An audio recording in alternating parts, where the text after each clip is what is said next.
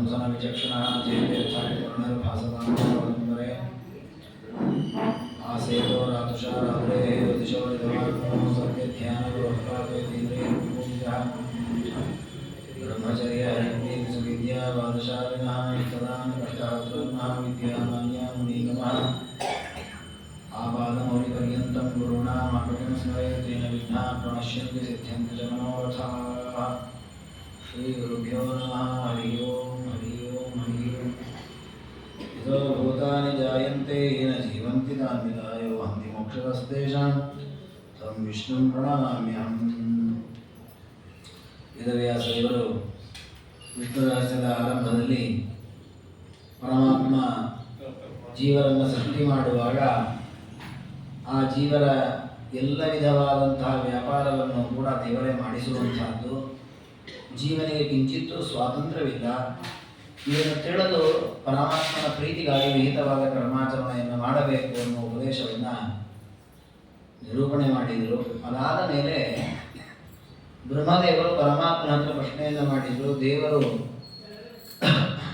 ಸೃಷ್ಟಿಯನ್ನು ಮಾಡ್ತಾನೆ, ಸ್ಥಿತಿ ಮಾಡ್ತಾನೆ, ಸಂಹಾರವನ್ನು ಮಾಡ್ತಾನೆ. ಈ ಕಾರ್ಯಗಳನ್ನು ಮಾಡೋದ್ರಿಂದ ಪರಮಾತ್ಮನಿಗೆ ಏನಾದರೂ ಪ್ರಯೋಜನ ಇದೆಯಾ? ಅದಕ್ಕೆ ಇಲ್ಲ, ಪ್ರಯೋಜನ ಇಲ್ಲ. ಪರಮಾತ್ಮನಿಗೆ ಸೃಷ್ಟಿಯಾದಿಗಳಿಂದ ಆಗಬೇಕಾದ್ದೇನೂ ಇಲ್ಲ. ಯಾಕೆ ಸ್ವಯಂ ಪೂರ್ಣನಾಗಿದ್ದಾನೆ ಪರಮಾತ್ಮ. ಹಾಗಿದ್ರೂ ತಾನು ಆನಂದೋದ್ರ ಅತಿಶಯಿತದಿಂದ ಆನಂದ ಪೂರ್ಣನಾಗಿದ್ದಾನೆ. ಆನಂದದ ಉದ್ರೇಕದಿಂದ ಈ ಸೃಷ್ಟಿಯಾದಿಗಳನ್ನು ಮಾಡ್ತಾನೆ. ಜೊತೆಗೆ ಮತ್ತೊಂದು ವಿಚಾರವನ್ನು ಹೇಳಿದ ದೇವರು, ಈ ಸೃಷ್ಟಿಯನ್ನು ಮಾಡುವುದರಿಂದ ಸಾಧಕ ಜೀವಿಯರ ಸಾಧನೆ ಮಾಡಲಿಕ್ಕೆ ಅನುಕೂಲವಾಗುತ್ತೆ. ಸೃಷ್ಟಿಯಾದಿ ಕುರುತೆ ಸರ್ವಂ ಅನ್ಯಥಾ ತದ್ದಯಾರುಗ. ಜೀವರಾಶಿಗಳು ಲಿಂಗ ಶರೀರದಿಂದ ಬಂಧಿತರಾಗಿದ್ದಾರೆ. ಅವರಿಗೆ ಯಾವ ರೀತಿ ಸಾಧನೆ ಮಾಡಬೇಕು ಅನ್ನೋ ಮಾರ್ಗದರ್ಶನವಾಗಲಿ ಜ್ಞಾನವಾಗಲಿ ಯಾವುದೂ ಇಲ್ಲ. ಲಿಂಗ ಶರೀರಾವಸ್ಥೆಯಲ್ಲಿರುವಾಗ ಸ್ಥೂಲ ಶರೀರ ಬಂದ ಮೇಲೆ ಎಲ್ಲ ನಡೀತದೆ. ಹಾಗಾದ್ರೆ ಆ ಸ್ಥೂಲ ಶರೀರ ಕೊಡದೇ ಇದ್ರೆ ಮುಂದಿನ ವ್ಯಾಪಾರ ಯಾವುದು ನಡೆಯೋದಿಲ್ಲ. ಹಾಗಾಗಿ ಪರಮಾತ್ಮ ಆ ಸ್ಥೂಲ ಶರೀರ ಕೊಡುವಂತಹ ಕಾರ್ಯವನ್ನು ಮಾಡಲಿಕ್ಕೆ ಸೃಷ್ಟಿಯನ್ನು ಮಾಡಲೇಬೇಕು. ಹಾಗಾಗಿ ಸಜ್ಜನರ ಉದ್ಧಾರಕ್ಕಾಗಿ ಸೃಷ್ಟಿಯನ್ನು ಮಾಡ್ತಾನೆ. ಅದಕ್ಕೆ ವಿಷ್ಣು ರಹಸ್ಯ ಹೇಳುತ್ತದೆ, ಒಂದು ವೇಳೆ ಪರಮಾತ್ಮ ಸೃಷ್ಟಿಯಾದಿಗಳನ್ನು ಮಾಡದೇ ಇದ್ರೆ ಪರಮಾತ್ಮ ದಯಾ ಸಮುದ್ರ ಕರುಣಾನಿಧಿ ಅನ್ನುವಂತಹ ಅವನ ಕೀರ್ತಿಗೆ ಕಳಂಕ ಬರ್ತದೆ. ಯಾಕೆ ಎಷ್ಟು ಜನ ಒದ್ದಾಡ್ತಾ ಇದ್ದಾರೆ, ಲಿಂಗ ಶರೀರದಲ್ಲಿ ಬಿದ್ದಿದ್ದಾರೆ, ದುಃಖ ಪಡ್ತಾ ಇದ್ದಾರೆ. ಅವ್ರ ಕಣ್ಣೆದುರಿ ದುಃಖ ಪಡ್ತಾರೆ, ಸುಮ್ಮನೆ ನೋಡ್ತಾ ಕೂತಿದ್ದಾನಲ್ಲ ದೇವರು, ಅವನು ಉದ್ಧಾರ ಮಾಡಬೇಕಲ್ವಾ ಅಂತ ಪ್ರಶ್ನೆ ಕೇಳಿದ್ರೆ ಉತ್ತರ ಇಲ್ಲ ಅಂತ ಆಗ್ತದೆ. ಹಾಗಾಗಿ ಪರಮಾತ್ಮ ಸಜ್ಜನರ ಉದ್ಧಾರಕ್ಕಾಗಿ ಸೃಷ್ಟಿಯಾದಿಗಳನ್ನು ಮಾಡ್ತಾನೆ.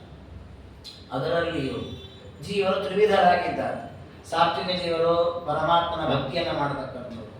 ರಾಜಸರು ಪರಮಾತ್ಮನನ್ನ ತಟಸ್ಥವಾಗಿ ತಿಳ್ಕೊಳ್ತಾರೆ. ಅಂದರೆ ಪರಮಾತ್ಮನ ಬಗ್ಗೆ ದ್ವೇಷವೂ ಇಲ್ಲ ಅವರಿಗೆ, ಪರಮಾತ್ಮನಲ್ಲಿ ಭಕ್ತಿಯೂ ಇಲ್ಲ, ಒಂಥರ ಉಪೇಕ್ಷೆಯ ಬುದ್ಧಿ. ಇನ್ನು ತಾಮಸರು ಪರಮಾತ್ಮನನ್ನು ದ್ವೇಷ ಮಾಡುವರು.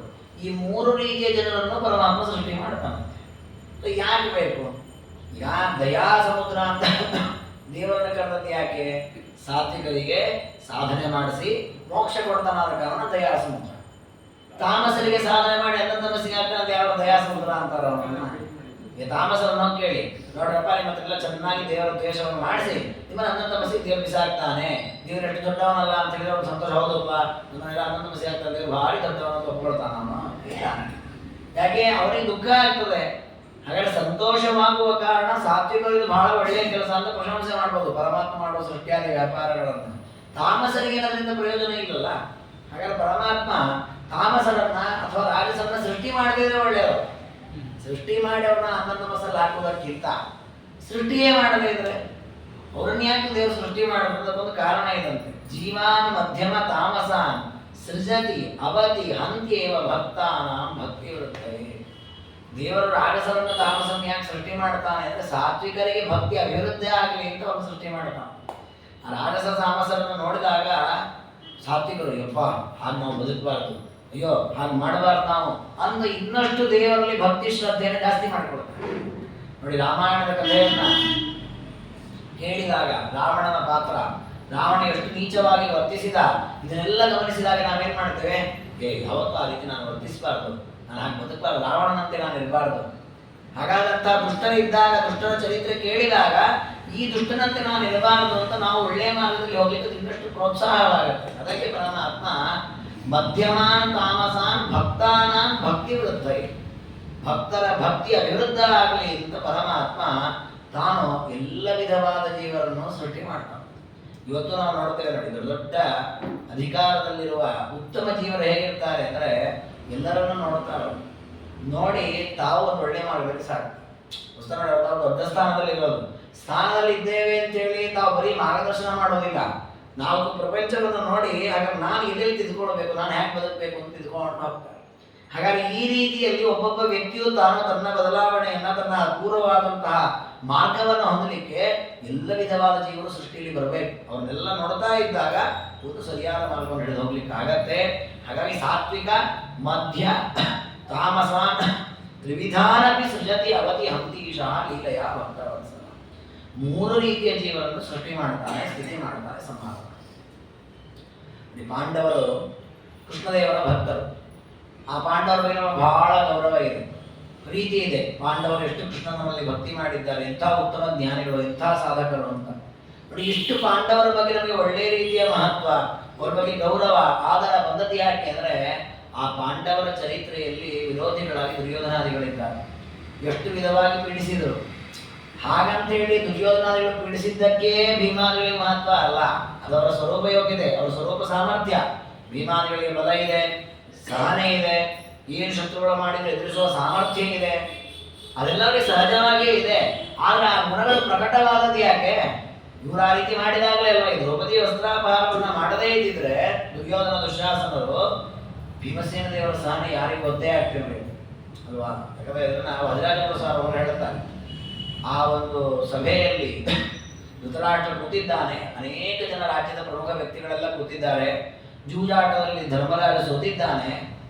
ಈ ಪ್ರಸಂಗದಲ್ಲಿ ದ್ರೌಪದಿಯ ವಸ್ತ್ರಾಪಹಾರವನ್ನು ದುರ್ಯೋಧನ ದುಶ್ಯಾಸನರು ನಡೆಸಿದಾಗ ಅರ್ಜುನನಿಗಾಗಲಿ ಧರ್ಮರಾಜನಿಗಾಗಲಿ ಎದ್ದು ಆ ದುರ್ಯೋಧನಾದಿಗಳನ್ನು ಹೊಡೆಯುವ ಸಾಮರ್ಥ್ಯ ಇರಲಿಲ್ಲ ಅವರಿಗೆ.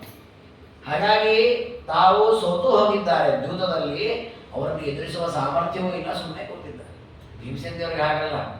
ಭೀಮಸೇನ ದೇವರು ಕ್ಷಣದಲ್ಲಿಯೇ ದುರ್ಯೋಧನನ್ನು ಕೊಂದು ಬಿಡಬಹುದಿತ್ತು, ಆ ಸಾಮರ್ಥ್ಯ ಇತ್ತು ಭೀಮಸೇನ ದೇವರಿಗೆ. ಹಾಗಿದ್ರೂ ಸುಮ್ಮನೆ ಕೂತಿರುತ್ತವರು, ಏನೂ ಮಾತನಾಡಲಿಲ್ಲ. ಎಲ್ಲ ಮುಗಿದು ಅಕ್ಷಯಾಂಬರ ಬಂದು ಎಲ್ಲ ಆಗಿ ದ್ರೌಪದಿ ಮತ್ತು ವಾಪಸ್ಸು ಒಂದು ಕಡೆ ನಿಂತಿದ್ದಾರೆ. ದುರ್ಯೋಧನ ಸುಸ್ತಾಗಿ ಬಿದ್ದಿದ್ದಾರೆ. ಆಗ ಭೀಮಸೇನರು ಎದ್ದು ಶಪಥ ಮಾಡುತ್ತಾರೆ, ನಾನು ಈ ದುಷ್ಟರ ತೊಡೆ ಮುರಿತೇನೆ, ಈ ದುಷ್ಟರನ್ನ ಎದೆ ಮುಗಿತೇನೆ, 100 ಜನರನ್ನು ಸಂಹಾರ ಮಾಡ್ತೇನೆ. ಅಲ್ಲಿ ಇದನ್ನು ಮೊದಲೇ ಮಾಡಬಹುದಿತ್ತಲ್ಲ.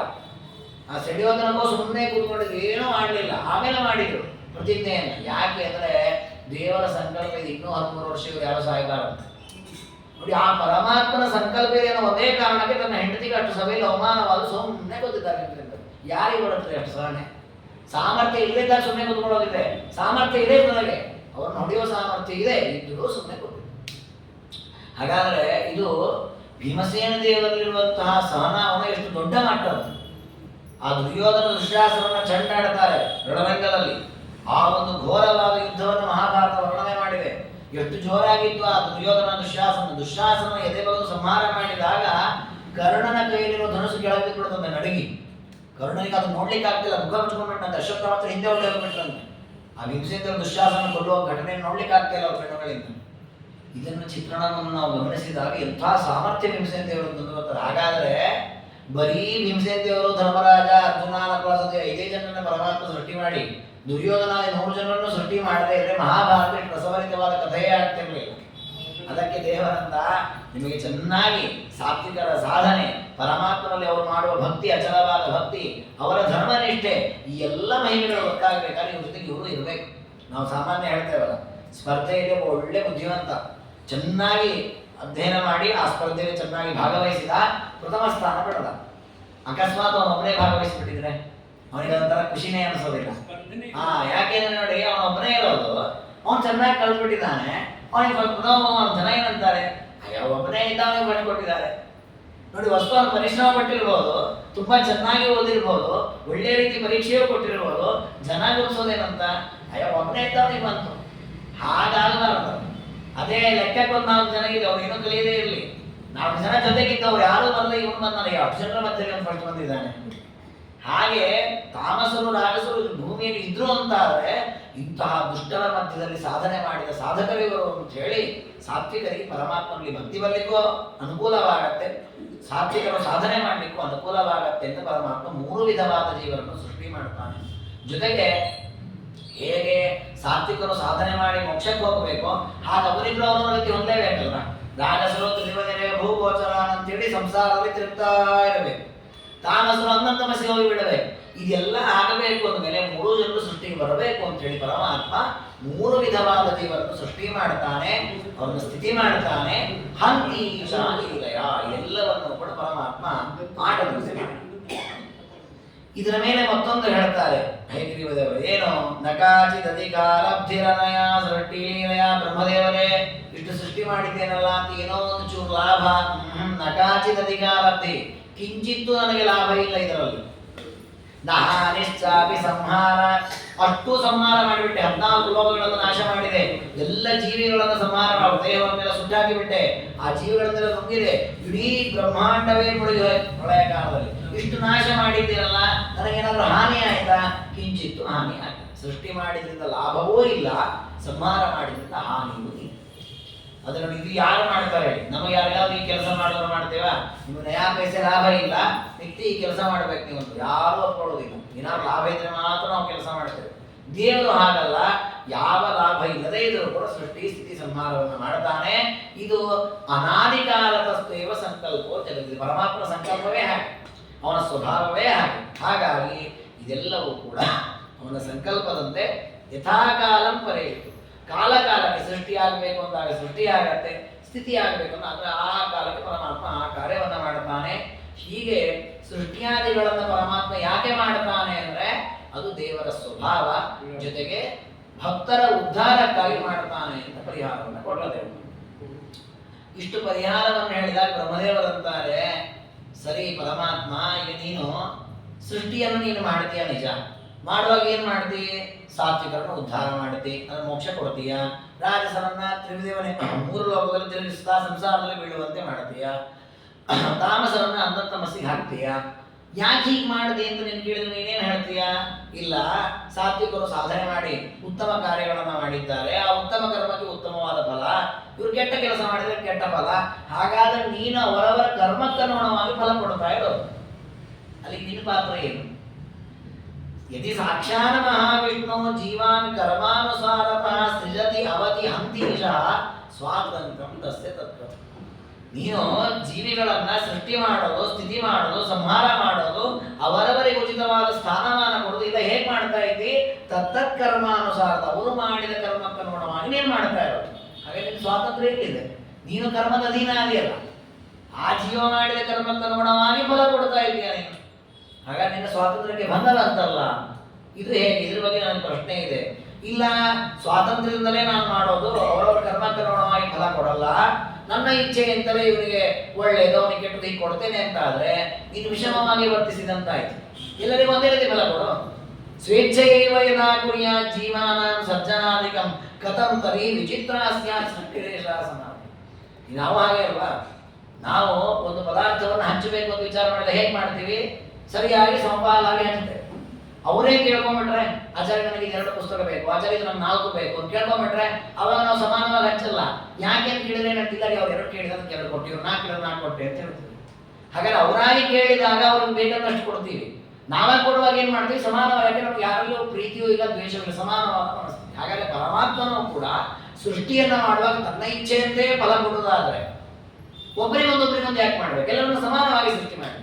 ಎಲ್ಲರೂ ಶ್ರೀಮಂತರು ಅಥವಾ ಎಲ್ಲರೂ ಬಡವರು, ಎಲ್ಲರೂ ಕುರುಡರು ಅಥವಾ ಎಲ್ಲರೂ ಕುಂಟರು ಅಥವಾ ಎಲ್ಲರೂ ಒಳ್ಳೆ ಅಂಗವುಳ್ಳವರು, ಹೀಗೆ ಮಾಡಲಿ ಪರಮಾತ್ಮ.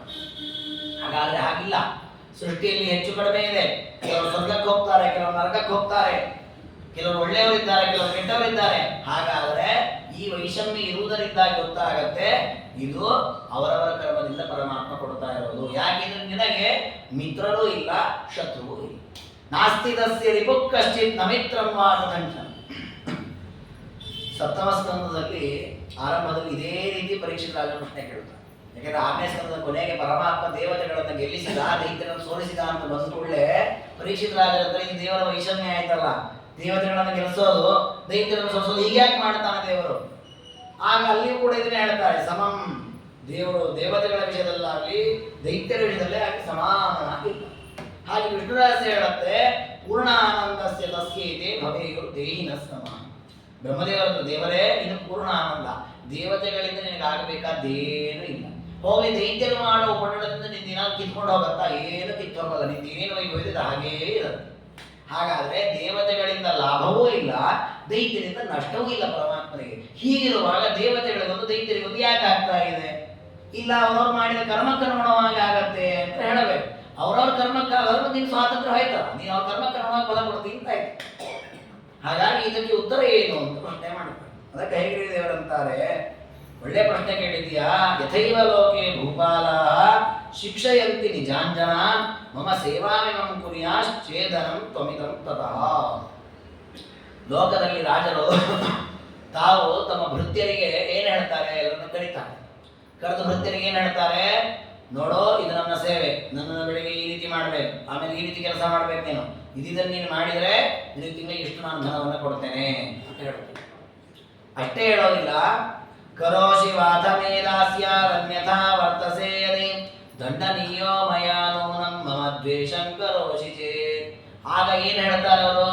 ರಾಜನಾದವನು, ನೋಡಪ್ಪ, ನೀನು ಬೆಳಿಗ್ಗೆ ಹೀಗೆ ಬರಬೇಕು, ಇದನ್ನು ಮಾಡಬೇಕು, ಇದನ್ನು ಮಾಡಬಾರ್ದು, ಇದನ್ನು ನೀನು ಮಾಡಿದರೆ ನಾನು ದಂಡನೆ ಮಾಡ್ತೇನೆ, ನೀನು ನನ್ನ ದ್ವೇಷ ಮಾಡಿದರೆ ನಿನಗೆ ಬಡಿತೇನೆ ನಾನು, ನೀನು ಯಾವತ್ತೂ ನನಗೆ ವಿಧೇಯನಾಗಿರಬೇಕು ಅಂತ ಯಾವ ರೀತಿ ಬದುಕಬೇಕು, ಯಾವ ರೀತಿ ಬದುಕಬಾರದು ಅಂತ ಎಲ್ಲವನ್ನ ಹೇಳ್ತಾರೆ ರಾಜರು. ಯಾರಿಗೆ? ತನ್ನ ಭಟರಿಗೆ. ಜೊತೆಗೆ ತಪ್ಪು ಮಾಡಿದ್ರೆ ಎಂತಹ ಶಿಕ್ಷೆ ಕೊಡ್ತೇನೆ ಅನ್ನೋದನ್ನು ಹೇಳ್ತಾನೆ ರಾಜ. ನೀನೊಂದು ವೇಳೆ ನನ್ನ ರಾಜ್ಯದಲ್ಲಿ ನಾನು ಕಳತನ ಮಾಡಿದ್ರೆ, ನನ್ನ ಅರಮನೆಯ ಜನರಿಗೆ ತೊಂದರೆ ಕೊಟ್ಟರೆ ನಿನಗೆ ಹೀಗೆ ಮಾಡ್ತೇನೆ, ಶಿರಚ್ಛೇದ ಮಾಡ್ತೇನೆ, ಮತ್ತೊಂದು ಮಾಡ್ತೇನೆ, ಇದೆಲ್ಲವನ್ನು ಹೇಳ್ತಾನೆ. ಏವಂ ಸದೇ ಯಥಾ ಕುರ್ಯಾತ್ ತಥಾ ಫಲಮವಾಪ್ಸ್ಯಸಿ ನ ಚ ಮಿತ್ರಂ ನ ವಾ ಶತ್ರುರಸಿ ತ್ವಂ ಮೇ ಸ್ವಭಾವತಃ. ಆಗ ರಾಜ ಅಷ್ಟು ಉಪದೇಶ ಮಾಡಿದ ಮೇಲೆ ಏನ್ ಮಾಡ್ತಾನೆ? ಆ ದೂತ ಯಾವ ರೀತಿ ಬದುಕ್ತಾ ಇದ್ದಾನೆ ಅಂತ ಗಮನಿಸ್ತಾನೆ. ನಾನು ಹೇಳಿದಂತೆ ಅವನು ವಿಧೇಯನಾಗಿದ್ದು ನನ್ನ ಕೆಲಸಗಳನ್ನೆಲ್ಲ ಮಾಡ್ತಾ ಇದ್ರೆ ಅವನಿಗೆ ಚೆನ್ನಾಗಿ ವೇತನವನ್ನು ಕೊಡ್ತಾನೆ. ಅವನು ದ್ವೇಷ ಮಾಡೋದು, ಹಿಂದೊಂದು ಮಾಡೋದು, ಮುಂದೊಂದು ಮಾಡೋದು, ಈ ರೀತಿ ಎಲ್ಲ ತಪ್ಪಾಗಿ ವರ್ತಿಸ್ತಾ ಇದ್ರೆ ಅವನಿಗೆ ಕರೆದು ಶಿಕ್ಷೆಯನ್ನು ಕೊಡ್ತಾನೆ. ಹಾಗಾದ್ರೆ ವೇತನಾದಿಗಳನ್ನು ಕೊಟ್ಟದ್ದು, ಶಿಕ್ಷಾದಿಗಳನ್ನು ಕೊಟ್ಟದ್ದು ಯಾವ ರೀತಿಯಲ್ಲಿ ಕೊಟ್ಟದ್ದು? ಅವ್ರು ಯಾವ ರೀತಿ ಆಚರಿಸ್ತಾರೋ ಆ ರೀತಿ ಕೊಟ್ಟದ್ದು. ಅದು ಯಾವ ರೀತಿ ಆಚರಿಸಬೇಕು, ಆಚರಿಸಬಾರ್ದು ಅನ್ನೋ ವ್ಯವಸ್ಥೆ ಮಾಡಿದ್ಯಾರೋ ರಾಜನೇ. ತಾನೇ ಮಾಡಿದ ವ್ಯವಸ್ಥೆ, ಆ ವ್ಯವಸ್ಥೆಗೆ ಅನುಗುಣವಾಗಿದ್ದಾಗ ಅವರಿಗೆ ಗೌರವ ಕೊಡ್ತಾನೆ. ಅದಕ್ಕೆ ವಿಪರೀತವಾಗಿ ನಡೆದಾಗ ತಾಡನಾದಿಗಳನ್ನು ಕೊಡ್ತಾನೆ. ವಸ್ತು ರಾಜನಿಗೆ ಈ ದೂತರಾಗ್ಲಿ ಆ ದೂತರಾಗ್ಲಿ ಯಾರು ಅವರಿಗೆ ಸಂಬಂಧಿಕರೂ ಅಲ್ಲ, ಪ್ರಿಯರೂ ಅಲ್ಲ, ದ್ವೇಷಿಗಳೂ ಅಲ್ಲ. ಆದ್ರೆ ತನ್ನ ಸೇವೆ ಹೇಗೆ ಮಾಡ್ತಾರೆ ಹಾಗೆ ಫಲವನ್ನು ಕೊಡುತ್ತಾರೆ. ಹಾಗಾಗಿ ನಚ ಮಿತ್ರಂ ನ ವಾ ಶತ್ರು ರಸಿತ್ವಂ ಮೇ ಸ್ವಭಾವತಃ. ದೇವರಿಗೆ ಸಹಜವಾಗಿ ಇವನು ಶತ್ರು, ಇವನು ಮಿತ್ರ ಅಂತ ಯಾರೂ ಇಲ್ಲ. ಮತ್ತೆ ಯಥಾ ಭಾವಯಸೇ ಮಾತ್ವಂ ತಥಾ ತ್ವಂ ಭಾವಯಾಮಿ. ನೀನು ನನ್ನನ್ನು ಯಾವ ರೀತಿ ಕಾಣ್ತೀಯ ಆ ರೀತಿಯ ಫಲವನ್ನು ನಾನು ಕೊಡ್ತೇನೆ. ಹಾಗಾದ್ರೆ ಏನಾಯ್ತು? ಜೀವಿಗಳು ಯಾವ ರೀತಿ ಪರಮಾತ್ಮನನ್ನು ಆರಾಧನೆ ಮಾಡ್ತಾರೆ ಆ ರೀತಿ ಫಲ. ಅಂದ್ರೆ ದೇವತೆಗಳಿಗೂ ದೈತ್ಯರಿಗೂ ವಿಷಮವಾಗಿ ಯಾಕೆ ಫಲ ಬರ್ತಾ ಇದೆ? ದೇವತೆಗಳು ಊರ್ಧ್ವಗತಿ ಹೊಂದ್ತಾ ಇದ್ದಾರೆ, ದೈತ್ಯರು ಅನ್ನಂತಮಸ್ಸನ್ನು ಹೊಂದ್ತಾ ಇದ್ದಾರೆ. ಯಾಕೆ ಅಂದ್ರೆ ದೇವತೆಗಳು ಪರಮಾತ್ಮ ಹೇಳಿದಂತೆ ಅವನಿಗೆ ವಿಧೇಯರಾಗಿ ನಡ್ಕೊಳ್ತಾ ಇದ್ದಾರೆ. ಹಾಗಾಗಿ ದೇವರಂತ, ನಾನು ಹೇಳಿದ್ದನ್ನು ಮಾಡಿದ್ದೀಯಾ, ನಿನಗೆ ಒಳ್ಳೆ ವೇತನ ಕೊಡ್ತೇನೆ ಅಂತ ಒಳ್ಳೆ ಸ್ಥಾನಮಾನ ಕೊಡ್ತೇನೆ. ದೈತ್ಯರು ಪರಮಾತ್ಮ ಹೇಳಿದಕ್ಕೆ ವಿಪರೀತವಾಗಿ ನಡೆದುಕೊಂಡು, ದೇವರು ಹೇಳಿದ ಯಜ್ಞಯಾಗಾದಿಗಳಿಗೆ ವಿಘ್ನ ಮಾಡಬೇಡಿ ಅಂತ, ದೇವರು ಹಾಗೆ ಹೇಳಿದ ವಿರುದ್ಧವಾಗಿ ಯಜ್ಞಯಾಗಾದಿಗಳಿಗೆ ವಿಘ್ನ ಮಾಡಿದ್ರು. ದೇವರನ್ನ ನನ್ನ ಮಾತು ಮೀರ್ತೀರ ತೋಳಿದೆ, ನನ್ನ ಕೆಳಗೆ ಹಾಕ್ತೇನೆ ಅಂತ ನರಕಟಿಗೆ ಕಟ್ಟಿದ್ರು. ಹಾಗಾದ್ರೆ ದೇವರ ಮಾತನ್ನು ನಾವು ಹೇಗೆ ನಡೆಸ್ತೇವೆ, ದೇವರಿಗೆ ಎಷ್ಟು ನಾವು ವಿಧೇಯರಾಗಿರ್ತೇವೆ ಅಷ್ಟು ನಮಗೆ ಊರ್ಧ್ವಗತಿ. ದೇವರಿಗೆ ವಿರುದ್ಧವಾಗಿ ನಡ್ಕೊಂಡ್ರೆ ಅದು ಗತಿಯಾಗತ್ತೆ. ಹೀಗೆ ಅನಾದಿಕಾಲತಸ್ತ್ವೇವಂ ಸಂಕಲ್ಪ ಸ್ವಯಮೇವ. ಈ ರೀತಿಯ ಸಂಕಲ್ಪ ನನ್ನದು ಅನಾದಿ ನಿತ್ಯವಾಗಿರುವ ವ್ಯವಸ್ಥೆ. ಯಾವುದೋ ಒಂದು ಬ್ರಹ್ಮದೇವರ ಕಾಲದಲ್ಲಿ ಈ ರೀತಿ ಮಾಡಿದ ವ್ಯವಸ್ಥೆ ಅಲ್ಲ. ಅನಾದಿ ಕಾಲದ ಕ್ರಮವೇ ಹೀಗೆ. ನೀವು ಯಾವ ರೀತಿ ಮಾಡ್ತೀರಿ ಸಾಧನೆ ಆ ರೀತಿಯ ಫಲವನ್ನು ನಾನು ಕೊಡ್ತೇನೆ.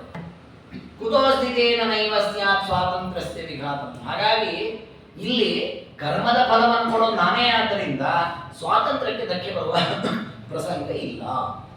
ಇಷ್ಟಾದ ಮೇಲೂ ಕೂಡ ನಮಗೊಂದು ಪ್ರಶ್ನೆ ಬರುತ್ತೆ, ಕರ್ಮಕ್ಕನುಗುಣವಾಗಿ ಫಲ ಕೊಟ್ಟಾಗ ಆಯ್ತಲ್ಲ. ಈ ಕಥೆ ಇಷ್ಟೆಲ್ಲ ನೀವು ಹೇಳಿದ್ರು ಕೂಡ ಅವರು ಪರಮಾತ್ಮ ಹೇಳಿದಕ್ಕೆ ಅನುಗುಣವಾಗಿ ಸತ್ಕರ್ಮ ಮಾಡಿದ್ರು, ಪರಮಾತ್ಮ ಹೇಳಿದಕ್ಕೆ ವಿಪರೀತವಾಗಿ ದುಷ್ಕರ್ಮ ಮಾಡಿದ್ರು, ಅದಕ್ಕನುಗುಣವಾಗಿ ಪರಮಾತ್ಮ ಫಲ ಕೊಟ್ಟ. ಹಾಗಾಗಿ ಕರ್ಮಕ್ಕನುಗುಣವಾಗಿ ಫಲ ಕೊಟ್ಟಾಗ ಆಯ್ತಲ್ಲ ಅಂತ ಮತ್ತೆ ಪ್ರಶ್ನೆ ಬರ್ತದೆ. ಅದಕ್ಕೆ ಮುಂದೆ ಉತ್ತರವನ್ನು ಕೊಡ್ತಾನೆ ದೇವರು. ಒಂದು ಭಾಗ ದೇವರು ಹೇಳಿದ್ದೇನು ಅಂದ್ರೆ, ವಿಹಿತ ಅವಿಹಿತವಾದ ವ್ಯವಸ್ಥೆಯನ್ನ ಮಾಡಿದ್ದು ಕೂಡ ಪರಮಾತ್ಮನೇ. ಹಾಗಾಗಿ ಜನ ಸತ್ಕರ್ಮ ಮಾಡೋದಾಗ್ಲಿ ದುಷ್ಕರ್ಮಗಳನ್ನ ಮಾಡೋದಾಗ್ಲಿ ಇದು ಪರಮಾತ್ಮನ ಅಧೀನವಾಗಿಯೇ. ಅದಕ್ಕೆ ಭಾಗವತ ಹೇಳಿದ್ದು ದ್ರವ್ಯಂ ಕರ್ಮ ಚ ಜೀವ ಮಾಡುವ ಕರ್ಮಗಳು ಕೂಡ ಪರಮಾತ್ಮನ ಅಧೀನ. ಆ ಕರ್ಮ ಅವನವನಿಗೆ ಸಂಬಂಧಪಟ್ಟದ್ದು, ಮತ್ತೊಬ್ಬರಿಗೆ ಸಂಬಂಧಪಟ್ಟದ್ದು. ನಾನು ಮಾಡಿದ್ರೆ ನನಗೆ ಸಂಬಂಧಪಟ್ಟದ್ದು, ಮತ್ತೊಬ್ಬ ಮಾಡಿದವನಿಗೆ ಅವನು ನನಗೆ ಬರಲ್ಲ, ನಂದು ಅವನಿಗೆ ಬರಲ್ಲ. ಅದು ಒಳ್ಳೇದಾಗಲಿ ಕೆಟ್ಟದಾಗಲಿ ನಮ್ದು ನಾವೇ ಅನುಭವಿಸಬೇಕು. ಆದರೆ ಆ ಕರ್ಮವೂ ಕೂಡ ನಮ್ಮ ಅಧೀನವಾಗಿಲ್ಲ, ಪರಮಾತ್ಮನ ಅಧೀನವಾಗಿದೆ. ಇದು ಹೇಗೆ ಅಂತ ಪ್ರಶ್ನೆ ಬರುತ್ತೆ. ಅದಕ್ಕೂ ಉತ್ತರವನ್ನು ಮುಂದೆ ದೇವರು ಕೊಟ್ಟಿದ್ದಾರೆ. ಇದರ ಮಧ್ಯದಲ್ಲಿ ಪರಮಾತ್ಮ ಒಂದು ಅಪೂರ್ವ ವಿಚಾರ ಹೇಳ್ತಾನೆ. ಏನದು ಅಂದ್ರೆ, ಈಗ ಒಂದು ವಿಷಯ ಬಂತು. ಏನು?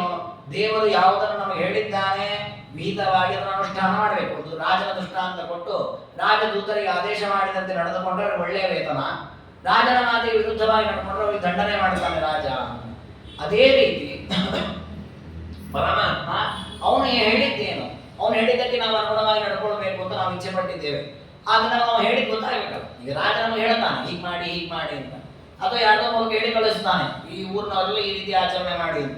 ಹಾಗೆ ದೇವರು ನಮ್ಗೆ ಹೇಳಿ ಕಳಿಸಿದ್ರೆ ನಾವು ಮಾಡ್ತಿದ್ವಿ, ನಮಗೆ ದೇವರು ಏನು ಹೇಳಿ ಕಳಿಸೇ ಇಲ್ಲ, ಹಾಗಾಗಿ ನಾವು ಮಾಡಲ್ಲ ಅಂತ ನಾವು ಹಾರ್ಕೊಂಡ್ ಬಿಡಬಹುದು. ಅದಕ್ಕೆ ದೇವರಂದ, ಇಲ್ಲ, ನೀವು ಹುಟ್ಟೋ ಮುಂಚೆನೇ ನಾನು ಹೇಳಿ ಕಳಿಸಿಬಿಟ್ಟಿದೆ, ನೀವೇನು ಮಾಡಬೇಕು. ಎಲ್ಲಿ? ಶ್ರುತಿ ಸ್ಮೃತಿ ಮಮೈವಾಜ್ಞೆ ಕುರ್ಯಾತ್ ತದನುಸಾರತ. ವೇದಗಳು, ಸ್ಮೃತಿ ಗ್ರಂಥಗಳು, ಮಹಾಭಾರತ, ರಾಮಾಯಣ, ಅನೇಕ ಪುರಾಣಗಳು, ಇದೆಲ್ಲ ವೇದವ್ಯಾಸರು ಬರೆದುಕೊಟ್ಟಂತಹ ಸಾಹಿತ್ಯ ಏನಿದೆ, ಈ ಎಲ್ಲ ಗ್ರಂಥಗಳು ಏನು? ದೇವರ ಮಾತು. ದೇವರು ನಮ್ಮ ಹತ್ರ ಪ್ರತ್ಯೇಕ ಒಂದು ಋಷಿಕೇಶ ನೀ ಹೀಗೆ ಮಾಡಪ್ಪ, ನೀ ಹೀಗೆ ಮಾಡು, ಇದು ಸರಿ ತಪ್ಪು ಅಂತ ಹೇಳಲ್ಲ. ಮತ್ತೇನ್ ಮಾಡಿದ್ದಾನೆ? ಎಲ್ಲ ಬ್ರಹ್ಮಾಂಡದಲ್ಲಿರುವ ಎಲ್ಲಾ ಜೀವಿಗಳಿಗೂ ಸೇರಿಸಿ ಧರ್ಮದ ವ್ಯವಸ್ಥೆನ ಗ್ರಂಥಗಳನ್ನೇ ಮಾಡಿಟ್ಬಿಟ್ಟಿದ್ದಾನೆ. ಯಾರು ಎಷ್ಟೊತ್ತಿಗೆ ಹೇಳಬೇಕು, ಎಷ್ಟೊತ್ತಿಗೆ ಮಲಗಬೇಕು, ಏನ್ ಮಾಡಬೇಕು, ಆಪತ್ ಧರ್ಮ ಯಾವುದು, ಆರಾಮಾಗಿದ್ದಾಗ ಧರ್ಮ ಯಾವುದು, ಬೆಳಗ್ಗೆಯದ್ದು ಯಾವುದು, ಮಧ್ಯಾಹ್ನದ್ದು ಯಾವುದು, ಎಲ್ಲ ವ್ಯವಸ್ಥೆಯನ್ನು ಪರಮಾತ್ಮ ಮಾಡಿದ್ದಾನೆ. ಹಾಗಾದ್ರೆ ನಾವೇನ್ ಮಾಡಬೇಕು? ತದನುಸಾರತಃ ಕುರಿಯ. ಶ್ರುತಿ ಸ್ಮೃತಿಗಳಲ್ಲಿ ಏನು ಹೇಳಿದ್ದಾರೆ ಅದಕ್ಕನುಗುಣವಾಗಿ ನಾವು ಅನುಷ್ಠಾನ ಮಾಡಬೇಕು. ಅದಕ್ಕೆ ನಮ್ಮಲ್ಲಿ ಶೌತಸ್ಮಾಂತ ಕರ್ಮಾನುಷ್ಠಾನ ಯೋಗ್ಯತಾ ಸಿದ್ಧಾರ್ಥಂ ಯಜ್ಞವೈಧ ಹಾಕೊಳ್ಳುವಾಗ ಹೇಳ್ತೇವೆ ನಾವು. ಶ್ರುತ್ಯುಕ್ತವಾದ ಕರ್ಮ, ಸ್ಮೃತ್ಯುಕ್ತವಾದ ಕರ್ಮ, ಇದನ್ನೆಲ್ಲ ನಾವು ಅನುಷ್ಠಾನ ಮಾಡಬೇಕು. ಅನುಷ್ಠಾನ ಮಾಡಬೇಕು ಅಂತ ಆದ್ರೆ ನಮ್ಮಲ್ಲಿ ಆ ಅನುಷ್ಠಾನ ಮಾಡಲಿಕ್ಕೆ ಬೇಕಾದ ಯೋಗ್ಯತೆ ಬೇಕು. ಆ ಯೋಗ್ಯತೆ ಯಾವುದು ಅಂತಂದ್ರೆ ಪರಮಾತ್ಮ ಕೊಟ್ಟಿರುವ ಗ್ರಂಥಗಳ ಅಧ್ಯಯನ. ಅದಕ್ಕೆ ದೇವರು ಹೇಳ್ತಾನೆ, ಸತ್ಕರ್ಮಾಣಿ ದದಾಮ್ಯಸ್ಮೈ ಫಲಂ ಕರ್ಮಾನುಸಾರತಃ. ಶ್ರುತಿ ಸ್ಮೃತಿಗಳು ನಾನು ಕೊಟ್ಟ ಆದೇಶ, ಪರಮಾತ್ಮನ ಮಾತು, ಅದು ಪರಮಾತ್ಮನ ಕೊಟ್ಟಿರತಕ್ಕ ಸಂದೇಶ. ಆ ಪರಮಾತ್ಮನ ಉಪದೇಶವನ್ನು ತಿಳಿದು ಸತ್ಕರ್ಮಗಳನ್ನು ನಾವು ಮಾಡಿದ್ದೀವಿ ಅಂತಾದ್ರೆ ಪರಮಾತ್ಮ ಆ ಸತ್ಕರ್ಮಗಳಿಗೆ ಉತ್ತಮ ಫಲವನ್ನು ಕೊಡುತ್ತಾನೆ. ಅಂದ್ರೆ ರಾಜವೇತನವನ್ನು ಕೊಟ್ಟಂತೆ ಪರಮಾತ್ಮ ಉತ್ತಮ ಫಲವನ್ನು ಕೊಡುತ್ತಾನೆ.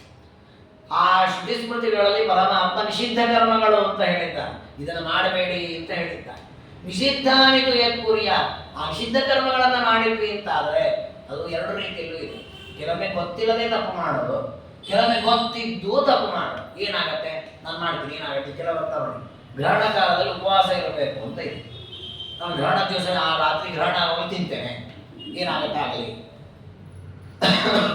ಆಗೋದು ಬಿಡೋದು ಯಾವುದು ನಮ್ಮ ಕೈಯಲ್ಲಿ ಇಲ್ಲ, ದೇವ್ರ ಕೈಯಲ್ಲಿ. ಮಾಡಿದ ಕರ್ಮಕ್ಕೆ ಅವನ ಫಲ ಕೊಡ್ತಾನೆ. ಅದು ಇವತ್ತು ಕೊಡ್ತಾನೋ, ನಾಳೆ ಕೊಡ್ತಾನೋ, ಯಾವಾಗ ಕೊಡ್ತಾನೋ ಕೊಡ್ತಾನೆ.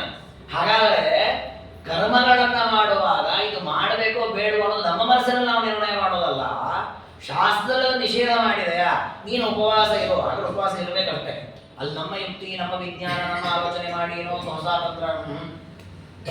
ಶಾಸ್ತ್ರ ಬೇಡ ಅಂತ ಬಿಡಬೇಕು, ಶಾಸ್ತ್ರ ಮಾಡು ಅಂತ ಮಾಡಬೇಕಷ್ಟೇ. ಅದರಲ್ಲಿ ನಾವು ಯಾರು ಆರ್ಭಟ ಮಾಡುವವರಿಲ್ಲ. ಹಾಗಾಗಿ ಹೇಳ್ತಾರೆ, ಅಜ್ಞಾನ ಧಾರ್ಷ್ಟ್ಯತೋಪಿಕ. ಕೆಲವೊಮ್ಮೆ ಗೊತ್ತಿಲ್ಲದೆ ನಿಷಿದ್ಧ ಕರ್ಮ ಮಾಡ್ತೇವೆ, ಕೆಲವೊಮ್ಮೆ ಧಾರ್ಷ್ಟ್ಯದಿಂದ. ಏನಾಗತ್ತೆ? ಯಾಕೆ ಮಾಡಬಾರ್ದು ಅನ್ನೋ ಅಹಂಕಾರದಿಂದ ಮಾಡ್ತೇವೆ. ಈ ಎರಡು ರೀತಿಯಲ್ಲಿ ತಪ್ಪು ಕರ್ಮಗಳನ್ನು, ನಿಷಿದ್ಧ ಕರ್ಮಗಳನ್ನ ಮಾಡಿದ್ರು ಅವರಿಗೆ ನಾನು ದಂಡನೆಯನ್ನ ಮಾಡ್ತೀನಿ. ಕುರಿಯಾ ನರಕೆ ಸ್ಥಿತಂ. ಇದ್ರ ಜೊತೆಗೆ ದೇವರು ಮತ್ತೊಂದು ಒಳ್ಳೆ ಮಾತು ಹೇಳಿದ್ದಾರೆ. ಏನು ಅಂದ್ರೆ, ನಿಷಿದ್ಧ ಕರ್ಮಗಳನ್ನ ಮಾಡುವವರನ್ನ ಹೇಗೆ ನರಕಕ್ಕೆ ಹಾಕ್ತೇನೋ, ವಿಹಿತಂಚನ ಕುರ್ವೀತ ತಂ ಕುರಿಯಾ ನರಕೆ ಸ್ಥಿತಂ. ವಿಹಿತವಾದ ಕರ್ಮವನ್ನು ಮಾಡದೇ ಇದ್ರು ನರಕಕ್ಕೆ ಹಾಕ್ತೇನೆ. ನೋಡಿ, ಬೆಳಗ್ಗೆ ಬೇಗ ಸೂರ್ಯೋದಯಕ್ಕೆ ಎದ್ದು ಸಂಧ್ಯಾವಂದನೆಯಿಂದ ಮಾಡಿ ದೇವರ ಧ್ಯಾನವನ್ನು ಮಾಡಬೇಕು ಅಂತ ಶಾಸ್ತ್ರಗಳಲ್ಲಿ ಹೇಳಿ. ನಾವು ಸಂಧ್ಯಾವಂದನೆ ಮಾಡೋದು, ಬೆಳಿಗ್ಗೆ ಬೇಗ ಹೇಳೋದಿಲ್ಲ. ಈಗ ಬೆಳಿಗ್ಗೆ ಹೇಳೋದು ಲೇಟು, ಹೆಚ್ಚು ಕಡಿಮೆ ಆದರೆ ಕ್ರಮ ಪ್ರಕಾರ ಎದ್ದಿಲ್ಲ ಅಂತ ಪಾಪ ಬರುತ್ತೆ. ನಾವು ಬೆಳಿಗ್ಗೆ ಹೇಳೋ ಕ್ರಮವೇ ಇಟ್ಕೊಳ್ಳೋದಿಲ್ಲ, 11 ಗಂಟೆ ತನಕ ಮಾಡ್ಕೊಂಡು. ಸಂಧ್ಯಾವಂದನೆ ಮಾಡುವಾಗ ಹೆಚ್ಚು ಕಡಿಮೆ ಆದರೆ ಪಾಪ ಬರುತ್ತಲ್ವ, ಮಂತ್ರ ತಪ್ಪು ಹೇಳಿಬಿಟ್ರೆ ಅಥವಾ ಆಪೋ ಇಷ್ಟ ಹೇಳೋದು ಮಾಡೋ ತಪ್ಪು ಮಾಡಿಬಿಟ್ರೆ ಪಾಪ ಬರುತ್ತೆ. ಸಂಧ್ಯಾವಂದನೆ ಮಾಡಲ್ಲ, ಆಗ ನಂಗೆ ಪಾಪ ಇಲ್ಲಪ್ಪ.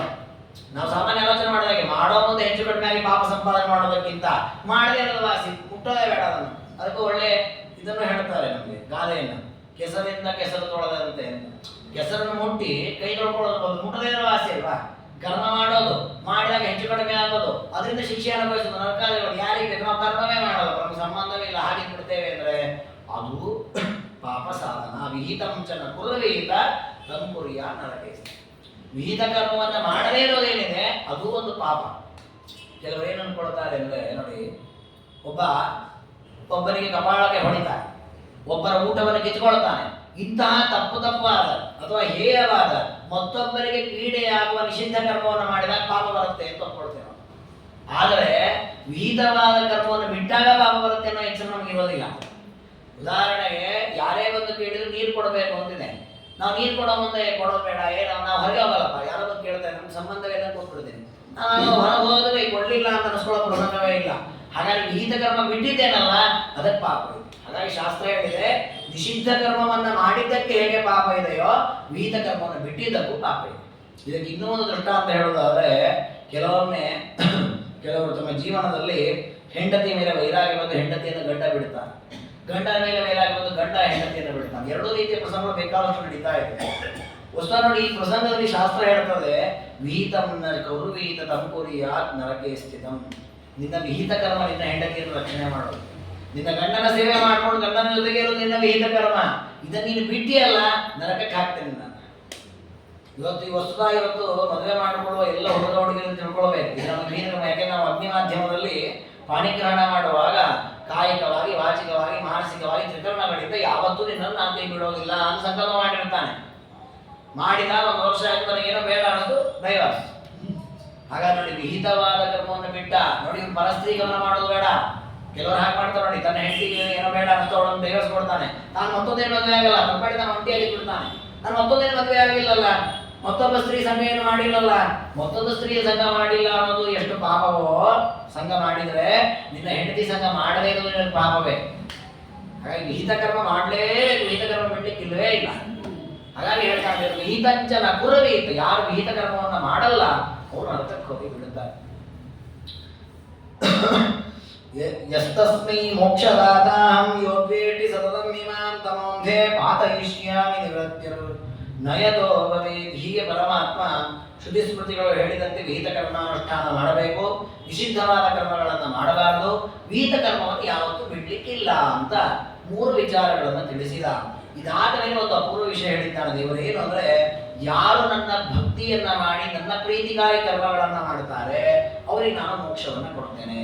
ಯಾರು ನನ್ನನ್ನು ದ್ವೇಷ ಮಾಡ್ತಾರೆ, ಯೋ ದ್ವೇಷ್ಟಿ ಸತತಂ ಇಮಾಂ, ನನ್ನನ್ನು ನಿರಂತರವಾಗಿ ಯಾರು ದ್ವೇಷ ಮಾಡ್ತಾರೆ ಅವರನ್ನು ಅಂಧಂತಮಸ್ಸಿನಲ್ಲಿ ಪಾತಯಿಷ್ಯಾಮಿ ಹಾಕಿಬಿಟ್ಟಿದ್ದೇನೆ.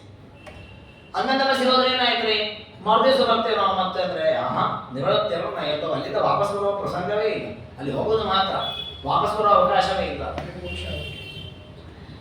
ಈ ಒಂದು ವಿಚಾರ ಏನು ವಿಷ್ಣು ರಹಸ್ಯ ಹೇಳಿದೆ, ಇದು ಅಪೂರ್ವವಾದ ಪ್ರಮೇಯ ಇದೆ. ಯಾಕೆ ಅಂದ್ರೆ, ಮಧ್ವಾಚಾರ್ಯರ ಸರ್ವಮೂಲ ಗ್ರಂಥಗಳಲ್ಲಿ ತ್ರಿವಿಧ ಜೀವರಿಗೆ ತ್ರಿವಿಧ ಫಲ ಇದೆ ಅಂತ ಹೇಳಿದ್ದಾರೆ ಆಚಾರ್ಯ. ಈ 3 ವಿಧವಾದ ಜೀವರು ನಿತ್ಯ, ಸಾತ್ವಿಕ, ರಾಜಸ, ತಾಮಸ ಅವರ ಸ್ವರೂಪ ಯೋಗ್ಯತೆ ನಿತ್ಯ, ಅವರ ಸಾಧನೆಗೆ ಅನುಗುಣವಾಗಿ ಮೋಕ್ಷ, ಸಂಸಾರ, ಅಂಧಂತಮಸ್ಸು ಅನ್ನುವ ಲೋಕಗಳು ನಿತ್ಯ, ಆ ರೀತಿಯ ಫಲವೇ ಅವರಿಗಾಗತ್ತೆ ಅನ್ನೋದು ಆಚಾರ್ಯರ ಸಿದ್ಧಾಂತ.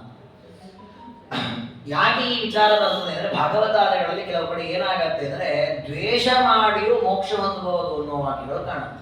ಶಿಶುಪಾಲನ ಸಂಹಾರದ ಪ್ರಸಂಗದಲ್ಲಿ ಕೃಷ್ಣನನ್ನು ಸಿಕ್ಕಾಪಟ್ಟ ಬೈತಾನೆ ಶಿಶುಪಾಲ.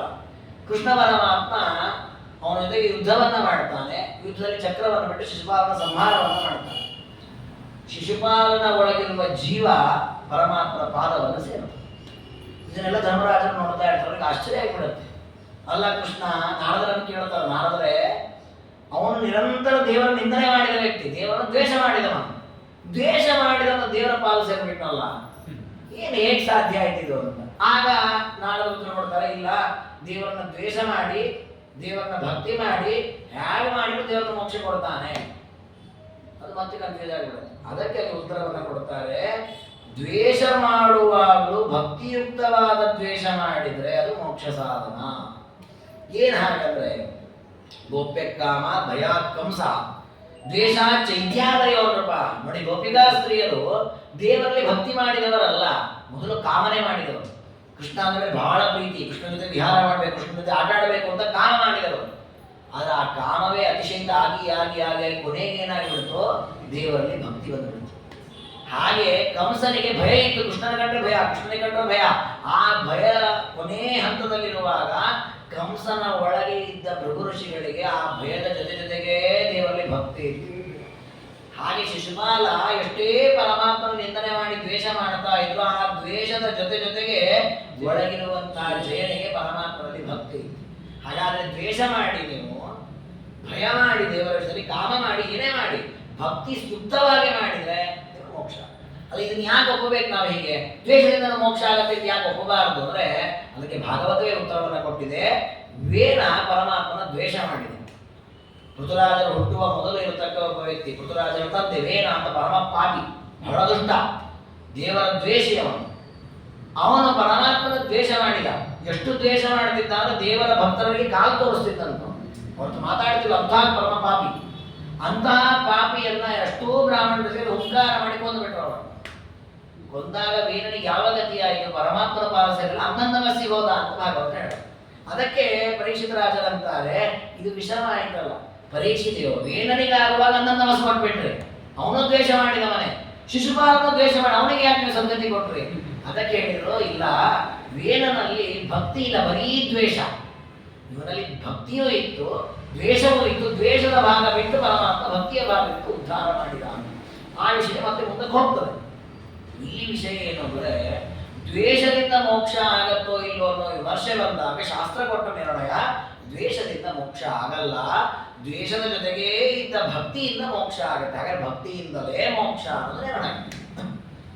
ಈ ನಿರ್ಣಯಕ್ಕೆ ಪ್ರಮಾಣ ವಿಷ್ಣು ರಹಸ್ಯ ಕೊಟ್ಟಿದ್ದು, ತಮೋಂದೇ ಪಾತಯಿಷ್ಯಾಮಿ ಯೋ ದ್ವೇಷ್ಟಿ ಸತತಂ ಇಮಾಂ. ಯಾರು ನನ್ನನ್ನು ನಿತ್ಯದಲ್ಲಿ ದ್ವೇಷ ಮಾಡ್ತಾರೆ ಅವರು ನನ್ನನ್ನು ತಮಸ್ಸಿಗೆ ನೋಡಿ. ಈ ವಿಚಾರ ವಸ್ತುತಃ ಗೀತೆಯಲ್ಲಿ ಬಂದಿದೆ. ಗೀತೆಯಲ್ಲಿ ಪರಮಾತ್ಮ ಹೇಳ್ತಾನೆ, ತಾನಹಂ ದ್ವಿಷತಃ ಕ್ರೂರಾನ್ ಸಂಸಾರೇಶು ನರಾಧಮಾನ್ ಕ್ಷಿಪಾನ್ ಯಜಸ್ರಂ ಅಶುಭಾನ್ ಆಸುರೀಶ್ವೇವ ಯೋಷಿ. ದ್ವಿಷತಃ ಕ್ರೂರ, ನನ್ನನ್ನು ದ್ವೇಷ ಮಾಡತಕ್ಕ ಕ್ರೂರರಾದ ಆತ್ಮಸರಾದ ಪಾಪಿಗಳು ಯಾರಿದ್ದಾರೆ ಅವರನ್ನು ನಾನೇನ್ ಮಾಡ್ತೇನೆ, ಸಂಸಾರದಲ್ಲಿ ಮೊದಲು ಹಾಕ್ತೇನೆ, ಕೆಟ್ಟ ಕೆಟ್ಟ ಜನ್ಮಗಳು ಬರುವಂತೆ ಮಾಡ್ತೇನೆ. ಆಸುರೀಂ ಯೋನಿಮಾಪನ್ನ ಮೂಢ ಜನ್ಮನಿ ಜನ್ಮನಿ, ಆ ಜನ್ಮಗಳಲ್ಲೂ ಕೆಟ್ಟ ಕಾರ್ಯವನ್ನೇ ಮಾಡ್ತೇನೆ, ಕೆಟ್ಟವರೇ, ಕೆಟ್ಟ ಸ್ವಭಾವದವರು. ಆಮೇಲೆ ಏನ್ ಮಾಡ್ತೇನೆ, ತಥೋಂಧಂ ಪಾದಯಿಷ್ಯಾಮಿ. ಪರಮಾತ್ಮ ಆ ರೀತಿ ದ್ವೇಷ ಮಾಡುವವರಿಗೆ ಕಡೆಗ ಅಲ್ವ ಕೆಳಗೆ ಹಾಕ್ತಾನಂತೆ. ಎಷ್ಟು ಕೆಳಗೆ ಹಾಕ್ತಾನೆ ಅಂದ್ರೆ, ಮತ್ತೆ ಅವರು ಮೇಲೆ ಬಂದ್ರೆ ನನ್ನ ಮುಟ್ಲಿಕ್ಕೆ ಆಗ್ಬಾರ್ದು, ಅಷ್ಟು ಕೆಳಗೆ ಹಾಕ್ತೇನೆ ಅಂತ ಕೃಷ್ಣ ಹೇಳಿದ. ನೋಡಿ, ಕೃಷ್ಣದೇವರು ಕೊಟ್ಟ ನಿರ್ಣಯ, ದೇವರನ್ನ ದ್ವೇಷ ಮಾಡುವವರಿಗೆ ಮೋಕ್ಷ. ಇದಕ್ಕೆ ವಜ್ರಾಜರು ಸಹ ಮತ್ತೊಂದು ಅಪೂರ್ವ ಯುಕ್ತಿಯನ್ನು ಹೇಳ್ತಾರೆ. ಏನಂತಂದ್ರೆ, ದ್ವೇಷ ಮಾಡಿಯೂ ಮೋಕ್ಷ ಆಗುವುದಾದ್ರೆ ನಮ್ಮಲ್ಲಿ ಶಾಸ್ತ್ರಗಳಲ್ಲಿ ದೇವರಲ್ಲಿ ಭಕ್ತಿ ಮಾಡಿ, ದೇವರಲ್ಲಿ ಭಕ್ತಿ ಮಾಡಿ, ದೇವರ ಗುಣಪರಿಪೂರ್ಣ ಅಂತ ಉಪಾಸನೆ ಮಾಡಿ ಎಲ್ಲ ಉಪದೇಶ ಮಾಡಿದಾರಲ್ಲ, ಹಾಗೆ ಮತ್ತೆ ಮತ್ತೆ ದೇವರನ್ನು ದ್ವೇಷ ಮಾಡಿ, ದೇವರನ್ನು ದ್ವೇಷ ಮಾಡಿ ಅಂತ ಹೇಳಬೇಕಿತ್ತು. ಎಲ್ಲರೂ ದ್ವೇಷ ಮಾಡಿ ಅಂತ ಹೇಳಿಲ್ಲ. ಹಾಗಾದ್ರೆ ದ್ವೇಷ ಮಾಡಬಾರ್ದು ಅಂತಲೇ ಇದೆ. ಹಾಗಾದ್ರೆ ದ್ವೇಷ ಮಾಡಬಾರ್ದು ಅಂತಲೇ ಇರೋದ್ರಿಂದ ದ್ವೇಷ ಮಾಡಿ ಮೋಕ್ಷ ಆಗತ್ತೆ ಅನ್ನೋದು ಯಾವತ್ತೂ ಸಂಭಾವಿತ ಅಲ್ಲ. ಹಾಗಾಗಿ ದ್ವೇಷದಿಂದ ಮೋಕ್ಷ ಆಗೋದಿಲ್ಲ ಅಂತ ಇನ್ನು ಮಧ್ವಾಚಾರ್ಯ ತಮ್ಮ ಸಿದ್ಧಾಂತದಲ್ಲಿ ಹೇಳಿದ್ದಾರೆ. ಅದಕ್ಕೆ ಸ್ಪಷ್ಟವಾದ ಪ್ರಮಾಣ ವೇದವ್ಯಾಸದೇವರ ಮಾತು, ಯೋ ದ್ವೇಷ್ಟಿ ಸತತಂ ಹಿಮಾಂ ತಮೋಂಧೆ ಪಾತಯಿಷ್ಯಾಮಿ. ಅಂತವ್ರನ್ನ ಅನಂತಮಸಿಗೆ ಹಾಕ್ತಾನೆ, ಅವ್ರು ಮತ್ತೆ ಮೇಲೆ ಬರ್ಲಿಕ್ಕಿಲ್ಲ. ಅದು ಹೇಗಿದೆ, ವೌರಂ ಅನಂತಂ ಪಂಚಕಷ್ಟದಂ. ನಾವು ಹೇಳ್ತೇವೆ ಪಂಚಕಷ್ಟೇತಿ ಕಷ್ಟೇ. ವಾಯುಸ್ತುತಿಯಲ್ಲಿ ಪಂಡಿತಾಚಾರ್ಯ ಹೇಳಿದ್ದಾರೆ, 5 ಘೋರವಾದಂತಹ ಕಠಿಣವಾದ ಅಂಧಂತಮೋ ಲೋಕಗಳು ಹೇಗಿವೆ, ಅವು ಎಷ್ಟು ಕಠಿಣವಾಗಿದೆ, ಎಷ್ಟು ಶಿಕ್ಷೆ ಕೊಡ್ತಾರಲ್ಲಿ. ಅಂತಹ ಘೋರವಾದಂತಹ ದುಃಖ ಆ ಪಾಪಿಗಳಿಗೆ, ಪರಮಾತ್ಮನ ದ್ವೇಷಗಳಿಗೆ. ತನ್ನ ಮಧ್ಯೆ ಪತಿತೋ ಜಾತು ನ ಬಹಿರ್ಗತ್ತು ಮರದಲ್ಲಿ ಬಿದ್ದವರು ಮತ್ತು ವಾಪಸ್ ಹೊರ ಬರ್ಲಿಕ್ಕೆ ಆಗೋದಿಲ್ಲ. ಅದಕ್ಕೆ ದೇವರು ಅಂತಾನೆ, ನಾನು ಯಾರನ್ನೂ ಪ್ರೀತಿಸಿಲ್ಲ, ಯಾರನ್ನೂ ದ್ವೇಷಿಸಿಲ್ಲ. ಅವ್ರು ದ್ವೇಷ ಮಾಡಿದ್ರೆ ಅವ್ರು ಕೆಳಗೆ ಹಾಕಿದೆ, ಇವ್ರು ಭಕ್ತಿ ಮಾಡಿದ್ರೆ ಅವ್ರು ಮೇಲೆ ಕೊಟ್ಟು. ಹಾಗೆ ನಿಮ್ಮ ಚಾಯ್ಸ್, ನೀವೇನು ಮಾಡಿದ್ರೆ ತಕ್ಕ ಫಲವನ್ನು ನಾನು ಕೊಡ್ತೀನಿ. ಯೇ ಯಥಾ ಮಾಂ ಪ್ರಪದ್ಯಂತೆ ತಾಂ ತಥೈವ ಭಜಾಮ್ಯಹಂ. ಇದು ನನ್ನ ಸಂಕಲ್ಪ, ನನ್ನ ನಿಯಮವೇ ಹಾಗೆ. ಯಾರು ಭಕ್ತಿ ಅವ್ರು ಏನು ಮಾಡಿದ್ರು ತಕ್ಕ ಫಲ ಕೊಡಬೇಕು ಅಂತ ನಾನು ನಿಯಮ ಮಾಡ್ಕೊಂಡಿದ್ದೇನೆ. ಆ ನಿಯಮಕ್ಕೆ ಅನುಗುಣವಾಗಿ ಭಕ್ತಿ ಮಾಡಿದಕ್ಕೆ ಅವರಿಗೆ ಮೋಕ್ಷ ಕೊಡ್ತೇನೆ, ದ್ವೇಷ ಮಾಡಿದ್ರು ಕೆಳಗೆ ಹಾಕ್ತೇನೆ. ಹಾಗಾಗಿ ಇಲ್ಲಿ ನನ್ನ ಸ್ವಾತಂತ್ರ್ಯಕ್ಕೆ ಭಂಗ ಬರುವ ಪ್ರಸಂಗ ಇಲ್ಲ. ಅನ್ಯ ಕೋಪಿನ ಜಾಸ್ತೇವ ತತ್ಸಂಕಲ್ಪ ವಿಘಟ್ಟಕ ಸತ್ಯ ಸಂಕಲ್ಪದಸ್ತಸ್ಮಾತ್ ಜಾಯತೆ ಸರ್ವದೈವ. ಹೀಗೆ ನನ್ನ ಸಂಕಲ್ಪ, ನನ್ನ ನಿಯಮ ಏನಿದೆ ಇದು ಯಾವ ಕಾಲದಲ್ಲಿ ಬದಲಾಗೋದು ಅಂತ ಇಲ್ಲ. ಅಂದ್ರೆ ಈಗ ಈಗಿತ್ತು ನಿಯಮ, ಇನ್ನೊಂದು ಸ್ವಲ್ಪ ವರ್ಷಗಳನ್ನು ಇನ್ನೊಂದು 4 ಬ್ರಹ್ಮದೇವರು ಬಂದು ಹೋಗುವಾಗ ಬದಲಾವಣೆ ಮಾಡಿ, ದ್ವೇಷ ಮಾಡಿದವರಿಗೆ ಮೋಕ್ಷ, ಭಕ್ತಿ ಮಾಡಿದ್ರೆ ನನ್ನ ತಮಸ್ಸು, ಹೀಗೆಲ್ಲ ಆಗಲ್ಲ. ಅದು ನಿಯಮ ಒಂದೇ ರೀತಿ. ಯಾಕೆಂದ್ರೆ ದೇವರಂತಾನೆ, ಇವತ್ತಿನ ಸರ್ಕಾರದ ನಾನು ಹುಚ್ಚಿದ ಸರ್ಕಾರ ಅಲ್ಲ, ನಾನು ಬುದ್ಧಿವಂತ ಸರ್ಕಾರದವನು. ಅಂದ್ರೆ ನಾನು ಸತ್ಯ ಸಂಕಲ್ಪ, ನಾನು ಒಮ್ಮೆ ನಿಯಮ ಮಾಡಿದ್ದೇನೆ, ಅದನ್ನ ಯಾವತ್ತೂ ಬದಲಾವಣೆ ಮಾಡೋದೇ ಇಲ್ಲ. ಅನಾದಿ ಕಾಲದಲ್ಲಿ ಅದೇ ನಿಯಮದಲ್ಲಿ ಬದ್ಧನಾಗಿದ್ದೇನೆ. ಹಾಗಾಗಿ ಇದಕ್ಕೆ ಯಾರು ಪ್ರತಿಯಾಗಿ ವ್ಯತ್ಯಾಸ ಮಾಡುವವರಿಲ್ಲ. ಹಾಗಾಗಿ ಜೀವನ ಸೃಷ್ಟ್ಯಾದಿಗಳನ್ನು ಮಾಡುವಾಗ ಇಲ್ಲಿ ದೋಷಕ್ಕೆ ಅಂದ್ರೆ ನನ್ನ ಸ್ವಾತಂತ್ರ್ಯಕ್ಕೆ ಭಂಗ ಬರುವ ಪ್ರಸಂಗವೇ ಇಲ್ಲ ಅಂತ ಪರಮಾತ್ಮ ಹೇಳಿದ. ಬ್ರಹ್ಮದೇವರನ್ನು ದೇವರೇ ನೀವು ಇಷ್ಟು ಹೇಳಿದ್ರೆ ಸರಿ, ಆದರೂ ನನಗೊಂಚೂರು ಸಂದೇಹ ಇದೆ ಅಂತ. ಏನು ಅಂದ್ರೆ ಕರ್ಮೈವಾಸ್ತುತದಕ್ಕಿನ್ನು ಕಾರ್ಯಮಸ್ಮಾಕಂ ಈಶ್ವರ. ನೀವು ಇಷ್ಟೆಲ್ಲ ಉಪದೇಶ ಮಾಡಿರಿ, ನೀವು ಆದೇಶ ಮಾಡಿದ್ದಿ, ಔಷಧಿ ಸ್ಮೃತಿಗಳು ಅವುಗಳು ಹೇಳಿದಂತೆ ನಾವು ಆಚರಣೆ ಮಾಡಬೇಕು, ಆಗ ನಿನಗೆ ಸಂತೋಷವಾಗತ್ತೆ, ಅದರಲ್ಲಿ ನಿಷೇಧ ಮಾಡಿದ್ರೆ ನಾವು ಮಾಡಬಾರದು, ಹಾಗೆ ಇದೆಲ್ಲವೂ ನಿನ್ನ ಅಧೀನ, ಸರಿ. ಅಂತೂ ನೀನು ಫಲ ಕೊಡೋದೇನು, ಮತ್ತೆ ನೀನು ಹೇಳಿದಂಗೆ ನಡ್ಕೊಂಡ್ರೆ ಫಲ ಕೊಡ್ತಿ, ಹೇಳದೇ ಇದ್ದಂಗೆ ನಡ್ಕೊಂಡ್ರೆ ಫಲ ಕೊಡಲ್ಲ ಅಂತ ಹೇಳಿ ಯಥಾ ಪ್ರಕಾರ ಕರ್ಮಕ್ಕನುಗುಣವಾಗಿ ಫಲ ಕೊಡು. ಹಾಗಿದ್ಮೇಲೆ ಕರ್ಮವೇ ಸಾಕಲ್ಲ, ನೀನು ಯಾಕೆ ಬೇಕು? ಕರ್ಮ ಮಾಡಬೇಕು. ಮೀಮಾಂಸಾ ಮತದಲ್ಲಿ ಇದೇ ಪ್ರಕ್ರಿಯೆ ಇರೋದು. ಅವ್ರು ಹೇಳೋದೇನು, ನೀವು ಯಜ್ಞಯಾಗ ಸತ್ಕರ್ಮಗಳನ್ನು ಮಾಡಿ ಸಾಕು, ಫಲ ಬರುತ್ತೆ. ದೇವರ ಪ್ರೀತನಾಗಲಿ, ಶ್ರೀಕೃಷ್ಣಾರ್ಪಣ ಮಸ್ತು ಇದೆಲ್ಲ ಬೇಡ ಅಂತ. ನಿಮ್ಮ ವಿಹಿತ ಕರ್ಮ ದೇವರ ಪ್ರೀತನಾಗಲಿ ಅದು ಯಾವುದು ಬೇಡ, ದೇವರ ಪ್ರೀತ ಅದೆಲ್ಲ ಇಲ್ವೇ ಇಲ್ಲ. ಶಾಸ್ತ್ರದಲ್ಲಿ ಹೇಳಿದೆ ಕರ್ಮ ಮಾಡು, ಕರ್ಮ ಮಾಡು. 4 ಜನಕ್ಕೆ ಉಪಕಾರ ಮಾಡು. ಮಳೆ ಬರಲಿ ಅಂತ ಹೋಮ ಮಾಡಿಬಿಟ್ಟು ಅಷ್ಟೇ. ನಾವು ಹೋಮ ಮಾಡಿದ್ರೆ ಮಳೆ ಬಂತು. ಯಾರೋ ಒಬ್ಬ ತಪ್ಪು ಮಾಡಿದ್ರೆ ಕೊನೆಗೆ ಪಾಪ ಬಂದದಕ್ಕೆ ಕೊನೆಗೆ ಇಂಥ ಶಿಕ್ಷೆ ಆಯಿತು. ಹಾಗಾಗಿ ಕರ್ಮವೇ ಇಷ್ಟೆಲ್ಲ ವ್ಯವಸ್ಥೆ ಮಾಡುವಾಗ ಇದಕ್ಕೊಬ್ಬ ಈಶ್ವರ ಇದ್ದಾನೆ, ಅವನು ಮಾಡಿಸ್ತಾನೆ, ಇದೆಲ್ಲ ಬೇಕಾಗಿಲ್ಲ ಅಂತ ಮೀಮಾಂಸಾ ವಾದ. ಆ ವಾದಕ್ಕೆ ಹತ್ತಿರವಾಗುವಂತೆ ಬ್ರಹ್ಮದೇವರು ಪ್ರಶ್ನೆ ಕೇಳ್ತಾರೆ. ಅವರವರು ಮಾಡಿದ ಕರ್ಮವಾಗಿ ಫಲ ಸಿಗೋದಲ್ವಾ? ಭಕ್ತಿ ಮಾಡಿದ್ರು ಮೋಕ್ಷಕ್ಕೆ ಹೋದ್ರು, ದ್ವೇಷ ಮಾಡಿದ್ರು ನರಕಕ್ಕೆ ಹೋದ್ರು, ಆಯ್ತಲ್ಲಿಗೆ ಪರಮಾತ್ಮನಿಂದ ಏನಾಗುತ್ತೆ ಅಂತ ಪ್ರಶ್ನೆ ಬರ್ತದೆ. ಇದಕ್ಕೆ ಉತ್ತರ ಏನು ಅಂತ ಅದಕ್ಕೆ ಬ್ರಹ್ಮದೇವರಿಗೆ ಪರಮಾತ್ಮ ಉತ್ತರ ಕೊಟ್ಟ. ಕರೆಕ್ಟ್ ನೀವು ಕೇಳಿದ ಪ್ರಶ್ನೆ, ಕರ್ಮ ಫಲ ಕೊಡಲ್ಲ. ಕರ್ಮ ನೀನು ಮಾಡ್ತೀನಿ ನಿಜ, ಕರ್ಮ ಫಲ ಕೊಡೋದು ಯಾರು? ಕರ್ಮ ನೋಡಿದ ನಾನು ಆ ಫಲವನ್ನು ಕೊಡುವ. ಅದಕ್ಕೆ ದೃಷ್ಟಾಂತ ಕೊಟ್ಟು ಚೆನ್ನಾಗಿ ಹೇಳ್ತಾನೆ. ಚೌರ್ಯಂಬ ಪಾರದಾರ್ಯಂಬ ಅಥವಾನ್ಯದ ಅಪರಾಧನಂ ಕರೋತಿ ಕಶ್ಚಿತ್ ತತ್ಕರ್ಮ ತನ್ನ ದಂಡ ಯತಿ ಸ್ವಯಂ. ನೋಡಿ, ಕಳ್ಳತನ ಅಂತ ಒಂದು ಕಾರ್ಯ, ಇದೊಂದು ಕರ್ಮ. ಏನ್ ಕರ್ಮ ಇದು? ನಿಷಿದ್ಧ ಕರ್ಮ, ಹೇಯ ಕರ್ಮ, ಮಾಡಬಾರದ ಕರ್ಮ. ಒಬ್ಬ ಮಾಡಿದ, ಏನ್ ಮಾಡಿದ? ಕಳ್ಳತನ ಮಾಡಿದ. ಕಳ್ಳತನ ಮಾಡಿದ ಅಂದ್ರೆ ಏನರ್ಥ ಆಯ್ತು? ನಿಷಿದ್ಧ ಕರ್ಮ ಮಾಡಿದ ಅಂತ ಆಯ್ತು. ನಾವೇನು ಒಪ್ಕೊಂಡ್ಬಿಟ್ಟಿದ್ದೇವೆ ಈಗ? ಕರ್ಮವೇ ಫಲ ಕೊಡುತ್ತೆ. ಹಾಗಾದ್ರೆ ಕಳ್ಳತನ ಮಾಡಿದಕ್ಕೆ ಅವನಿಗೇನು ಶಿಕ್ಷೆ? ಕೈ ಮುರಿಯೋದು ಅಥವಾ ಅವನಿಗೆ ಒಂದಿಷ್ಟು ದಿವಸ ಜೈಲಲ್ಲಿ ಇಡೋದು ಏನೋ ಆಗ್ಬೇಕಲ್ಲ. ಇದನ್ನ ಯಾರು ಮಾಡಬೇಕು? ಯಾರು ಮಾಡಬಾರದು. ಇವ್ರ ನಿಯಮದ ಪ್ರಕಾರ ಕರ್ಮವೇ ಫಲ ಕೊಡೋದು ಅಂತ ಆದ್ರೆ ಕಳ್ಳತನ ಮಾಡಿದ ಕೂಡ ಮರುಕ್ಷಣದಲ್ಲಿ ಅವ್ನು ಜೈಲಿಗೆ ಹೋಗಿ ಬಿಡಬೇಕು. ಅದಕ್ಕೆ ಹೇಳ್ತಾನೆ ಕೃಷ್ಣ, ಇದು ದೇವರು, ಹೆಗ್ರಿಯ ದೇವರು, ಕರೋತಿ ಕಶ್ಚಿತ್ ತತ್ಕರ್ಮ, ಕಳ್ಳತನವನ್ನು, ಪರಸ್ತ್ರೀಯ ಸಂಘವನ್ನು ಅಥವಾ ಮತ್ತೊಬ್ಬರ ಕೊಲೆ ಸುಲಿಗೆ ಮೊದಲಾದವುಗಳನ್ನು, ಇದೆಲ್ಲ ನಿಷಿದ್ಧವಾದ ಕರ್ಮಗಳನ್ನು ಮಾಡ್ತಾರೆ. ಮಾಡಿದಾಗ ಆ ಕರ್ಮಗಳು ಅವನಿಗೆ ಯಾವ ದಂಡನೆಯನ್ನು ಮಾಡಲ್ಲ. ನದಂಡಯತಿ ಸ್ವಯಂ. ಕಳ್ಳತನ ಮಾಡಿಕೊಳ್ಳೋ ಕೈ ಬಂದ್ಬಿಡ್ತಲ್ಲ ಯಾರಾದ್ರು? ಇಲ್ಲ, ನಾವು ಅಂತೀವಲ್ಲ, ಅಂತ ಕೆಟ್ಟ ಕೆಲಸ ಮಾಡಿದನ್ರಿ, ಹಾಳಾಗೋಗ್ಬೇಕಿತ್ತು, ಅವನು ಅವತ್ತೇ ಬಿದ್ದುಬಿಡ್ಬೇಕಿತ್ತು. ನಾವು ಅಂತೀವಿ, ಅಷ್ಟೇ ಅವನು ಬೀಳಲಿಲ್ಲ, ಅವನು ಆನಂದವಾಗೇ ಇದ್ದಾನೆ. ಹಾಗಾದ್ರೆ ಕರ್ಮ ಮಾಡಿದ ಕೂಡ ಫಲ ಬರ್ತಾ ಇಲ್ಲ. ಅದಕ್ಕೆ ದೇವರಂದ, ಕಿಂತು ರಾಜಾನರಸ್ಯಾಸ್ಯ ವಿಧಿತ್ವಾ ಕರ್ಮ ಪಾಪಕಂ ದಂಡಂ ಕರೋತಿ ಶಾಸ್ತ್ರೋಕ್ತಂ ಸ್ವೇಚ್ಛೈವಾತ್ರ ಪುರುಷೇ. ಒಬ್ಬ ಕಳ್ಳತನ ಮಾಡಿದ್ದ ನಮ್ಮ ಮನೆಗೆ ಹೋಗಿ ಆನಂದವಾಗಿ ಮನೆಗೆ ಬಿಟ್ಟ. ಅವನಿಗೆ ಕಳ್ಳತನ ಮಾಡಿದ್ರಿಂದ ಆ ಕರ್ಮ ಏನೂ ಫಲ ಕೊಡಲೇ ಇಲ್ಲ. ಆದ್ರೆ ಈ ವಿಷಯವನ್ನು 4 ಜನ ಹರಡಿತು, ಒಂದು ದೊಡ್ಡ ವಿಚಾರ ಆಯ್ತು. ಯಾರು ಕಳ್ಳತನ ಮಾಡಿದ್ರು ಅಂದ್ರೆ ಇನ್ವೆಸ್ಟಿಗೇಷನ್ ನಡೆಯಿತು. ಕಡೆಗೆ ರಾಜಭಟರು ಬಂದೆಲ್ಲ ಸರ್ಚ್ ಮಾಡಿದ್ರು. ಕೊನೆಗೆ ರಾಜನ ಹತ್ರ ನಿರ್ಣಯ ಆಯ್ತು, ಇವನೇ ಕಳ್ಳತನ ಮಾಡಿದ್ದು. ರಾಜ ಸುಮ್ಮನೆ ಕೂತ್ಕೊಂಡ್ಬಿಡ್ತಾನ? ಇಲ್ಲ. ಹೌದಾ? ಹಾಗಾದ್ರೆ ಅವನಿಗೆ ಶಿಕ್ಷೆ ಕೊಡಿ. ಹಾಗಾದ್ರೆ ಅವನು ಮಾಡಿದ ಕಳ್ಳತನ ರೂಪವಾದ ಕೆಟ್ಟ ಕರ್ಮವನ್ನು ನೋಡಿ ರಾಜ ನಿರ್ಣಯ ಮಾಡಿದ, ಇವನಿಗೆ ಇಂತಹ ಶಿಕ್ಷೆ ಕೊಡಬೇಕು. ಅವನು ಮಾಡಿದ್ದು ಶಾಸ್ತ್ರದ ಆಧಾರದಲ್ಲಿ, ಆದ್ರೆ ಒಟ್ಟು ಅವನಿಗೆ ದಂಡನೆ ಆಗತಿ ಎಲ್ಲಿಂದ? ರಾಜನ ಮೂಲಕ. ಹಾಗಾದ್ರೆ ಕರ್ಮವನ್ನ ಮಾಡಿದ ಕೂಡಲೇ ಫಲ ಬರಲ್ಲ.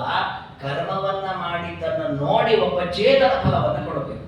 ಅದೇ ರೀತಿ ಏವಂ ಕಶ್ಚಿತ್ ಸ್ವಗೃಹೆ ನಿರ್ಜನೇವ ಅಥವಾ ಮನೆ ಕರೋತಿ ಧಾವನಾದೀನಿ ತತ್ಫಲಂ ಸಮಷ್ಟಿ. ಒಬ್ಬ ತನ್ನ ಮನೆಯಲ್ಲಿ 10 ಕಿಲೋಮೀಟರ್ ನಡೀತಾನೆ. ಅವನಿಗೆ ಯಾರು ಫಸ್ಟ್ ಪ್ರೈಸ್ ಕೊಡ್ತಾರ? ಇಲ್ಲ. ಅದೇ ಆ ಸ್ಪರ್ಧೆ ನಡೆಯೋ ಜಾಗದಲ್ಲಿ ಹೋಗಿ ನಡೀತಾನೆ, ಅವನಿಗೆ ಫಸ್ಟ್ ಪ್ರೈಸ್ ಕೊಡ್ತಾರೆ. ಹೊಸ ಅಲ್ಲೂ ಓಡೋದು ಇಲ್ಲೇ ಓಡ್ತಾನೆ, ಓಡೋದಲ್ವಾ ಕರ್ಮದ ಫಲ ಅಲ್ವಾ, ಓಡಿದ ಕೂಡ ಫಲ ಬಂದ್ಬಿಡುತ್ತೆ, ಓಡಿದ ಕೂಡ ಫಸ್ಟ್ ಪ್ರೈಸ್ ಬಂದ್ಬಿಡುತ್ತೆ, ಬರಲ್ಲ.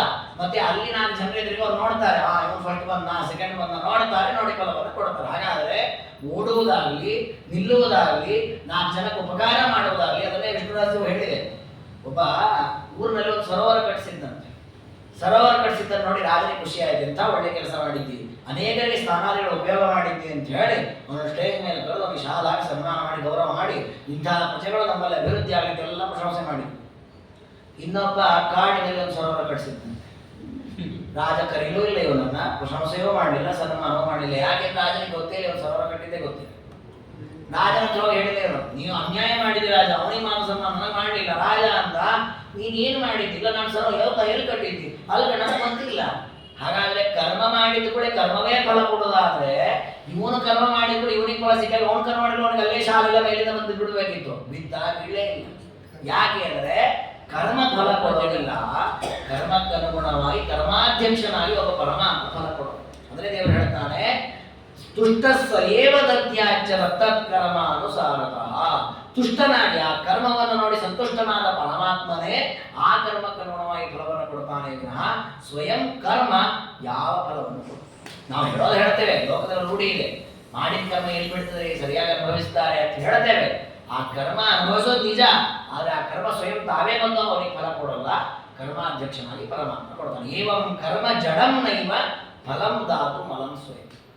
ಕರ್ಮ ಜಡವಾದ್ದರಿಂದ ಅದು ಸ್ವಯಂ ಫಲ ಕೊಡ್ಲಿಕ್ಕೆ ಸಮರ್ಥ ಅಲ್ಲ.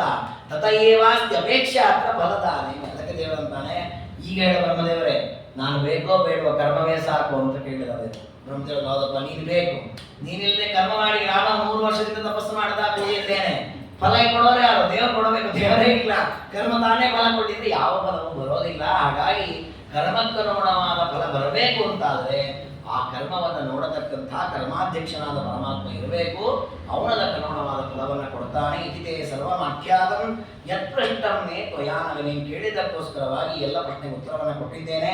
ಇನ್ನೂ ಕೆಲವು ಪೂರ್ವ ಮುಖ್ಯ ವಿಚಾರ ಇದೆ, ಅದನ್ನು ಹೇಳ್ತೇನೆ ಅಂತ ಪರಮಾತ್ಮ ಮುಂದೆ ವಿಶೇಷವಾಗಿ ಪರಮಾತ್ಮನ ಪ್ರೀತಿಗಾಗಿ ಸಂಪಾದಿಸಬೇಕಾದ ವೈಷ್ಣವ ದೀಕ್ಷೆಯ ವಿಚಾರವನ್ನು ಮುಂದೆ ನಿರೂಪಣೆ ಮಾಡ್ತಾನೆ ಪರಮಾತ್ಮ. ಅದನ್ನು ನಾಳೆ ದಿನ ತಿಳಿದುಕೊಳ್ಳೋಣ ಅಂತ ಹೇಳ್ತಾ ಇವತ್ತಿನ ಈ ಚಿಂತನೆಯನ್ನು ಗುರುಗಳ ಅಂತರ್ಯಾಮಿ ಮಧ್ವಪತಿ ಗೋಪಾಲಕೃಷ್ಣನ ಪಾದಾರವಿಂದಗಳಲ್ಲಿ ಸಮರ್ಪಣೆ ಮಾಡಿ ಸರ್ವವನ್ನು ಸಂಪೂರ್ಣ ಸರ್ವದೋಷ ವಿವರ್ಜಿತ ಪ್ರಿಯದಾಂ ಪ್ರೀತಯೇವ ವಿಷ್ಣುರಮೇ ಪರಮಸ್ತು. ಶ್ರೀಕೃಷ್ಣಾರ್ಪಣಮಸ್ತು.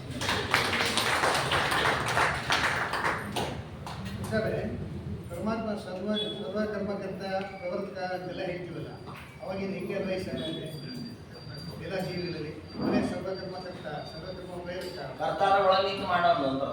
ಅವಾಗ ಇದು ಹೌದು, ಅವರೊಳಗೆ ನಿಂತು ಮಾಡಿಸೋವನೇ ಅಂದ್ರೆ